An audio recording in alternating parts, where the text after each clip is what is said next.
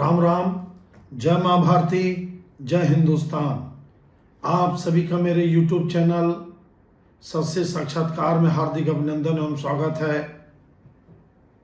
पूरा हिंदुस्तान प्रभु रामचंद्र जी का रामनवमी उत्सव बड़ा धूमधाम से मनाया और इस बार मां सरयू के तट पर 2 लाख दीपों से प्रभु राम जी के अपने महल में 500 सालों के बाद वापसी का बहुत ही आनंदमय उत्सव मनाया गया। मैं पुनः सबको रामनवमी की ढेरों बधाई शुभकामनाएं देता हूं। आज अपने इस अंक में, इस वीडियो में एक जटिल विषय है, एक नहीं 2 जटिल विषय जिसको समझने का प्रयास करते हैं।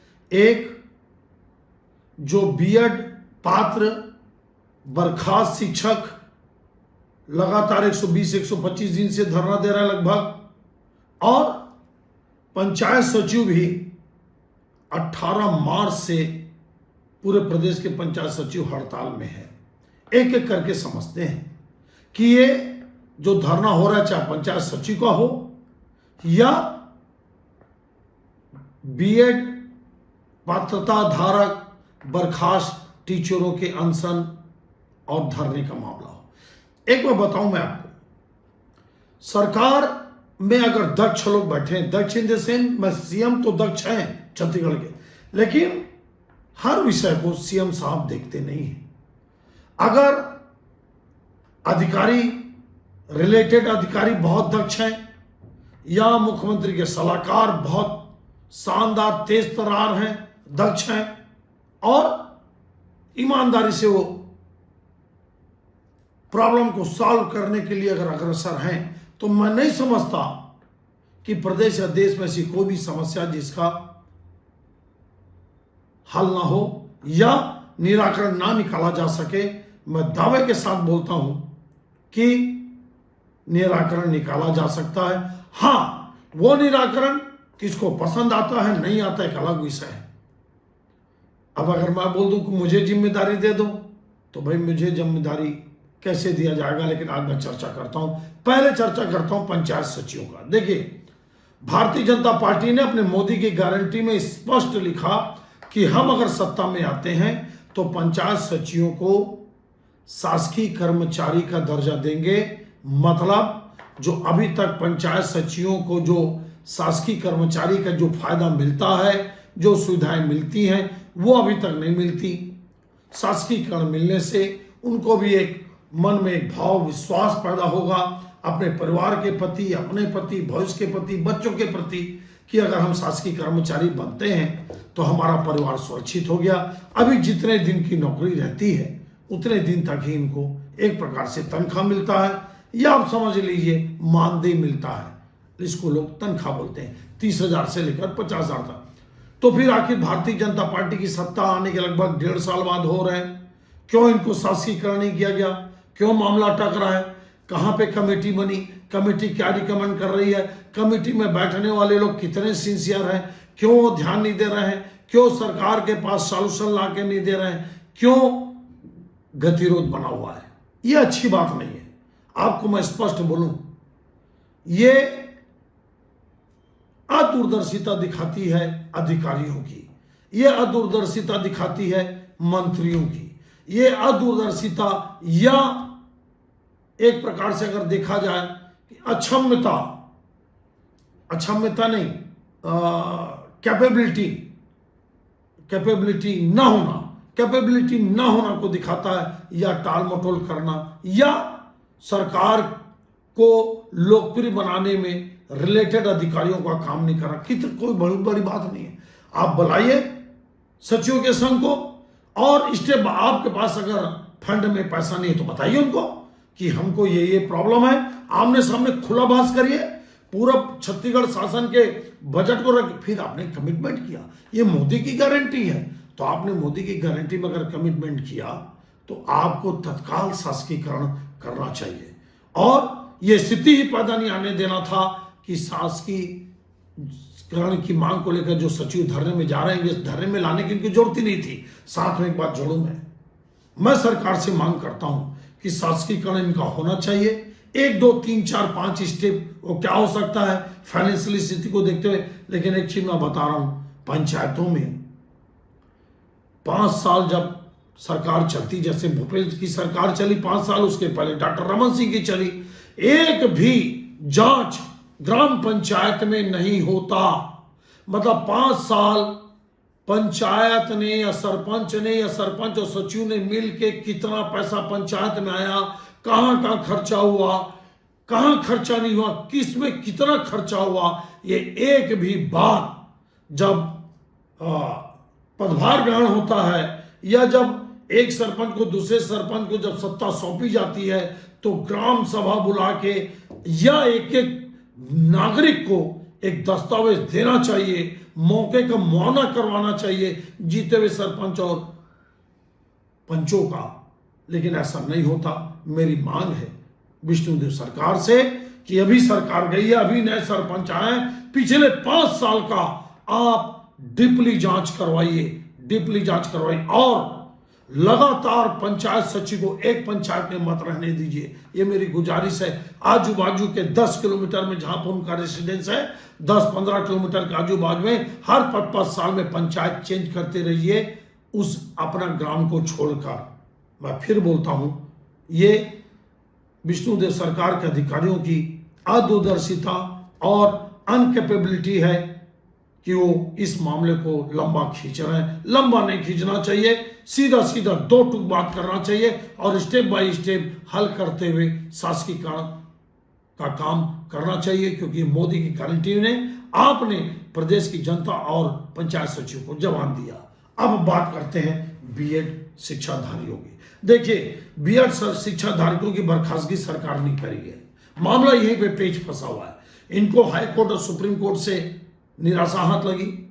आपका 10 दिसंबर 2024 को इनको बर्खास्त कर दिया गया। मैं जैसे बताया 120 से 125 दिन के आसपास हो रहे हैं, धरना में बैठे, आंदोलन में करते, रोते बिलखते। लेकिन इसमें सरकार की क्या दोषी, इसमें विष्णुदेव सरकार का क्या दोष? हाँ, लेकिन ये 2 सरकार के पाटों में पीस गए। कैसे? ये एक प्रकार से भूपेश बघेल की गलत नीति थी, गलत फैसले थे, गलत लोग बीएड शिक्षकों को उन्होंने भविष्य में रखा, अंधेरे में रखा, उनके भविष्य को अंधेरे में रखा, गलत फैसला, गलत निर्णय किया।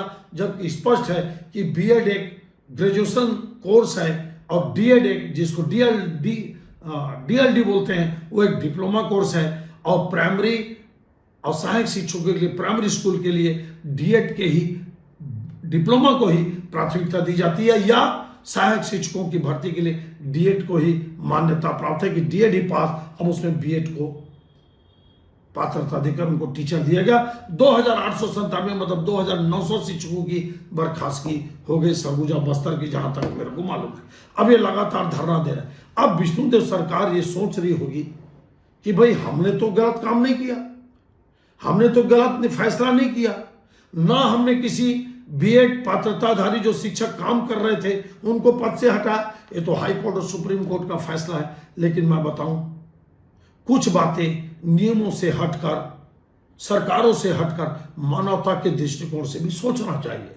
मानवता का दृष्टिकोण यह बोलता है कि जब मुख्य सचिव के नेतृत्व में जब कमेटी बन चुकी है तो कमेटी जल्दी फैसला करे ना। क्या हमारा दिमाग, हमारी बुद्धि, हमारी सोच, हमारी कल्पना, हमारा वर्किंग इतना कमजोर है कि हम एक फैसला लेने में इतना समय लगाते हैं? और 3000 परिवार आज रोड में है, 3000 परिवार आज बिलख रहा है। हालांकि मैं ये कहता हूं स्पष्ट रूप से कि इसमें सबसे बड़ा अगर कोई दोषी है तो भूपेश बघेल और उनकी सरकार है।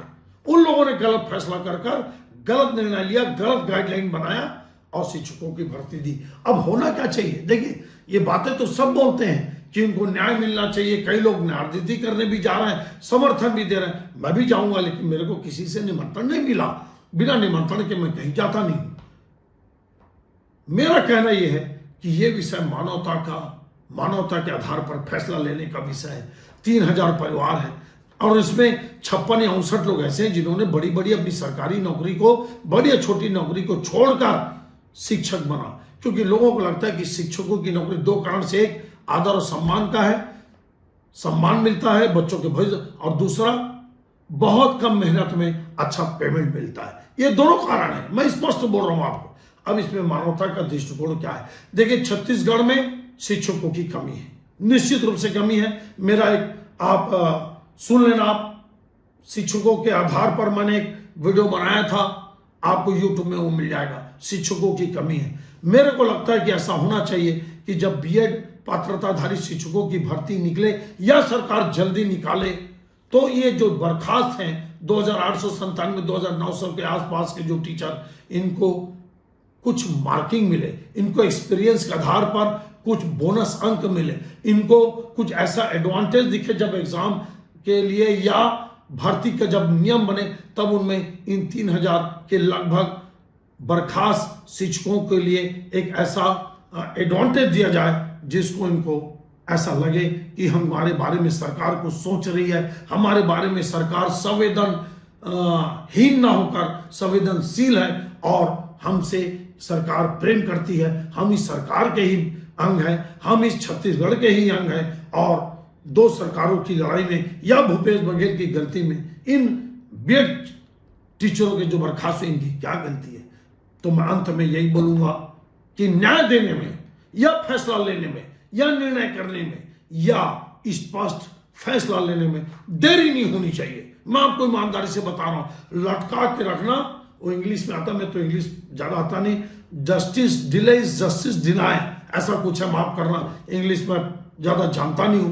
हिंदी मीडियम वाला हूं, लेकिन इंग्लिश में मैंने एग्जाम दिए हैं अपने इंजीनियरिंग के, फिर भी आपको बता रहा हूं मैं कि लेट नहीं करना चाहिए, इसमें मानवता का दृष्टिकोण अपनाना चाहिए और टू द पॉइंट बात करना चाहिए।